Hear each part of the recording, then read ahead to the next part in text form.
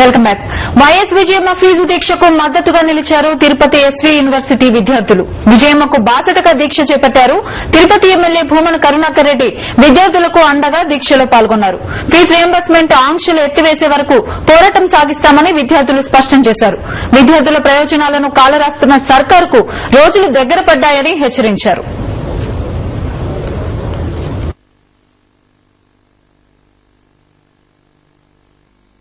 తీసుకువచ్చినటువంటి ఈ fee reimbursement పథకాన్ని పక్కకు మళ్లించి ద్రోహ చింతనతో పరిపాలిస్తున్నటువంటి ఈ ప్రభుత్వానికి సమాధి కట్టవలసినటువంటి ఆవశ్యకతను ప్రజలందరూ కూడా విద్యార్థి లోకమంతా కూడా గుర్తిస్తున్నారు.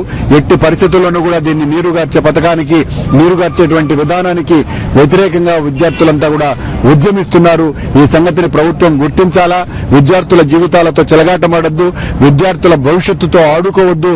ఈ ప్రభుత్వానికి విద్యార్థుల జీవితాలతో ఆడుకోవడం తప్ప వేరేదేది చేత కాదు.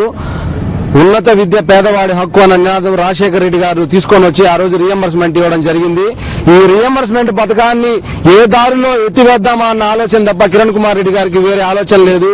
ఈ రోజు మా పార్టీ గౌరవ అధ్యక్షురాలు ఆమె మహిళ ఉండి ఆ వయసులో కూడా ఆమె దీక్షకు పూనుకున్నారంటే మా విద్యార్థి లోకమంతా ఆమెకు నీరాజనాలు పలుకుతున్నాం. రాబోయే రోజుల్లో ఈ కాంగ్రెస్ పార్టీ అన్నది పూర్తిగా మట్టి కొట్టుకుపోతే ఈ ప్రభుత్వం నాశనం అయిపోతుంది. ఈ విద్యార్థుల యొక్క ఆగ్రహానికి బలయ్యి ఈ జగన్మోహన్ రెడ్డి గారిని ముఖ్యమంత్రి చేయడానికే ఈ రోజు విద్యార్థులందరూ కూడా ముక్తకంఠంతో ముందుకున్నారని చెప్పి మేము తెలియజేసుకుంటున్నాం. ఆయన బయటకు వస్తారు, మమ్మల్ని మంచిగా పైకి తీసుకొని వస్తారు. విద్యార్థులను, రైతుల్ని, ప్రజల్ని మళ్లీ రాజశేఖర రెడ్డి గారి యొక్క స్వర్ణయుగాన్ని తీసుకొస్తారు.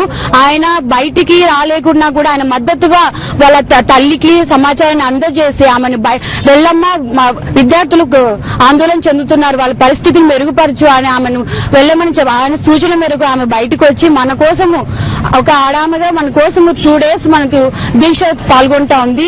ఆమెకు మద్దతుగా స్టూడెంట్స్ ముందుకు వస్తాము.